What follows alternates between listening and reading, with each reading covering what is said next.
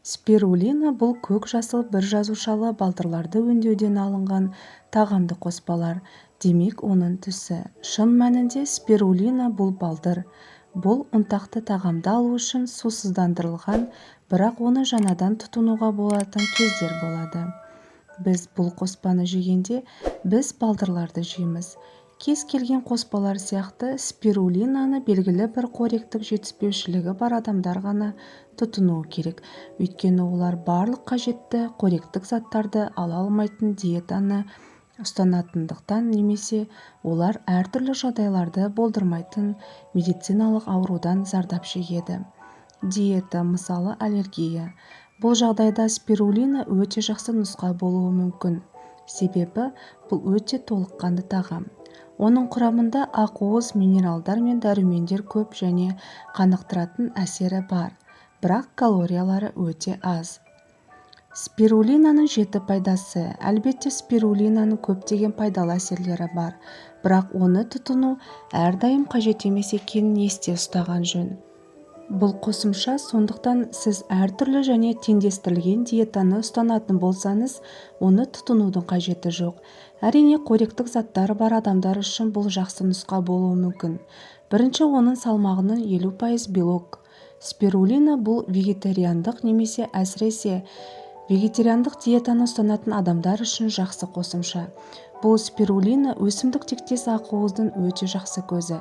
Мәселе мынада: қажетті мөлшерді алу үшін сіз шамамен 100 грамм мөлшерінде жеуге тура келеді. Бұл ауыр болуы мүмкін. Сондықтан мұның бәрі спирулинаға негізделуі мүмкін емес. Бірақ бұл әсіресе спортшылар үшін жақсы қосымша бола алады. Екіншіден, ол аз калория беретін, қанықтыратын әсерге ие. Спирулинаның ең үлкен артықшылықтарының бірі бұл салмақ жоғалту үшін диетаға қосымша ретінде, өйткені ол қанықтыратын әсерге ие. Бірақ аз калория береді, сондықтан ол салмақтың өсуіне ықпал етпейді. Үшіншіден, бұл витаминдердің көзі. Спирулинаның ең үлкен артықшылықтарының бірі бұл витаминдік үлес, және бұл Е дәрумені, Б тобының дәрумендері, А дәрумені, С дәрумені, Д витаминінің көзі. Бірақ есте ұстау керек өте маңызды мәселе, керісінше, ол В12 витаминін қамтамасыз етпейді. Сондай-ақ вегетариандықтар бұл қажеттілікті спирулинамен қанағаттандырмайды. Төртіншіден, пайдалы қазбалармен қамтамасыз етеді. Спирулина калий, йод, магний, мырыш, кальций, фосфор немесе темір сияқты минералдардың жақсы көзі болып табылады. Сондықтан қоректік заттардың жетіспеушілігіне байланысты құрамында темір жетіспейтін адамдарда анемияның алдын алудың жақсы нұсқасы болар еді. Бесіншіден, бұл сау май қышқылдарының көзі. Майлар жаман емес. Сонымен қатар, қанықпаған майлар жүрек қан тамырлары ауруларының дамуын болдырмау, жаман холестеринді төмендету, энергиямен қамтамасыз ету, витаминдерді сіңіру, тері мен шаштың сау көрінуіне мүмкіндік беру үшін өте қажет. Бұл тұрғыда спирулина бұл май қышқылдарының, әсіресе омега-3-тің жақсы көзі. Алтыншы, мүмкін антиоксидантты әсер. Пигменттер, дәрумендер мен минералдардың арқасында спирулинаның күшті антиоксиданттық күші бар екенін, яғни әртүрлі аурулардың дамуына және дененің ерте қартаюына жол бермейтінін анықтауға болады. Бірақ абай болыңыз, өйткені әдетте бұл қоректік заттар қосымша түрінде болған кезде оларда мұндай күшті антиоксидантты әсер болмайды. Барлығы спирулинаның мұндай әсер етуі мүмкін екенін көрсетеді, бірақ ол толық расталған жоқ.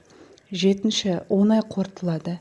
Құрамында целлюлоза болмағандықтан спирулина оңай қорытылады. Сондықтан ас қорыту проблемалары немесе ішек транзиті бар адамдарда ақуыздарды, майларды және витаминдерді сіңіруде қиындықтар болмайды. Сегізінші, қан қысымын төмендетеді. Оның пайдасын зерттеуде спирулина қан қысымын төмендететіні, сонымен қатар жүрек қан тамырлары денсаулығын сақтауға көмектесетін жаман холестериннің төмен деңгейін көрсетті. Келесіде хлорелла туралы айтатын болсақ, хлорелла спирулинаның жақын туысы. Бұл тұщы суда өсетін бір жасушалы жасыл балдыр. Бұл әдетте жасыл ұнтақ, капсула немесе таблетка түрінде сатылады. ақш-та бар Хлорелланың көп бөлігі Жапонияда немесе Тайванда өсіріледі. Ол өңделіп, таблеткалар мен сұйық сығындылар түрінде жасалады. Бұл сығындылар құрамында амин қышқылдары, пептидтер, ақуыздар, дәрумендер, қанттар мен нуклеин қышқылдары бар. Химиялық құрамы бар. Хлорелланың суда еритін сығындысы ретінде сипатталатын хлорелла өсу факторы бар. Дәрі ретінде хлорелла қатерлі ісік ауруының алдын алу, сәулелік емді азайту үшін қолданылады.